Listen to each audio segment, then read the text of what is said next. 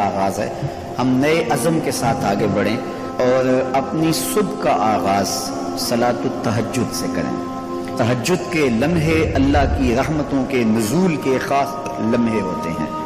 میرے بزرگ فرمایا کرتے تھے کہ باطن کی صحت کے لیے تہجد کی نماز بہت ضروری ہے اور جسم کی صحت کے لیے صبح کی سیر بڑی ضروری ہے۔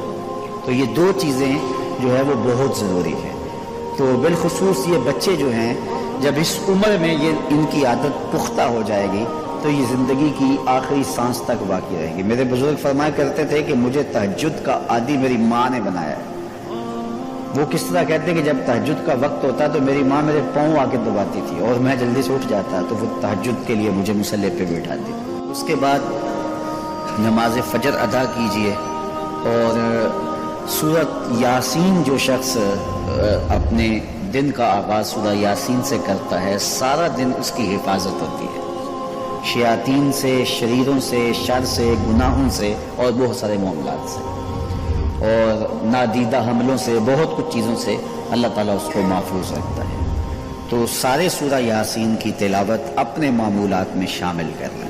نماز فجر کی ادائیگی کے بعد آپ ہلکی پھلکی ورزش ضرور کیجئے۔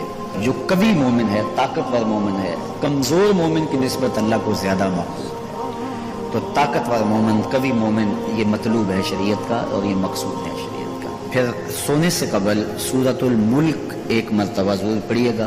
جس طرح سورہ یاسین پڑھتے ہیں تو سارا دن آپ کی حفاظت رہتی ہے، اور سورہ ملک اگر پڑھتے ہیں تو ساری رات آپ کی حفاظت رہتی ہے۔ اور سورہ واقعہ ایک مرتبہ یہ زندگی میں معمول بنا لیں، کیونکہ ہمارے جو معاشی مسائل ہیں اس کا بہترین روحانی حل سورہ الواقعہ ہے۔ سورہ الواقعہ کی تلاوت کرنے والا کبھی بھی کنگال نہیں رہتا۔ میں جب بھی اللہ کی توفیق سے یہ محسوس کرتا ہوں کہ ادارے کو وسائل کی ضرورت ہے تو سورہ واقعہ کو زیادہ پڑھنا شروع کر دیتا ہوں تو اللہ خزانہ غیب سے مدد فرما دیتا ہے۔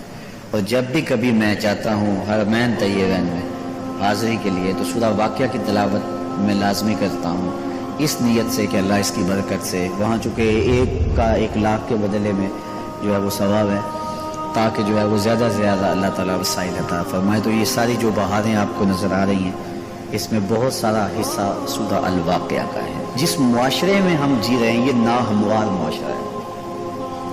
یہ ہمارے خاندانی نظم ہو تو وہاں بھی عجیب سی بولی اور عجیب سی لینگویج ہوتی ہے، اور ہمارا دیہاتی کلچر بھی، ہمارا شہری کلچر بھی، وہ بھی عجیب سا ہوتا ہے۔ اسی طرح جو ہے وہ یہ ہمارے مدارس کی، مساجد کی دنیا بھی، یہ بھی ایک الگ کائنات ہوتی ہے۔ تو اس میں بھی مخصوص ایک طریقہ کار ہے اپنے مد مخالف کے لیے اور اپنے مد مقابل کے